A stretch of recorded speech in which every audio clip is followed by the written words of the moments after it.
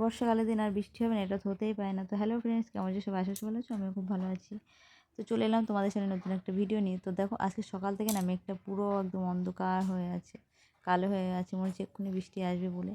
সকালে একবার হয়ে গেছে, দেখো উঠানটা এখনও ভিজা। তো ভাবলাম যে আজকে একটু এরকম ওয়েদার, একটু কুমড়ো পাতার বড়া বাটা খাবো। তো যেমন ভাবনা তেমন কাজ। তো চলে গেলাম আমি আর বৌদি ছাদে, আর নিয়ে এসেছি একটা ব্লেড আর একটা ছোটো একটা গামলা। যেহেতু কুমড়ো পাতারা মানে পাতা প্রচণ্ড একটু আলাল থাকে না, তার জন্য। তো এই দেখো, ছাদে এসে দেখি লেবুগুলো সুন্দর বড় বড় হয়ে গেছে। আর দেখো চারিধার একদম পুরো মেঘ। এই সময় না ওয়েদারটা খুব সুন্দর লাগে।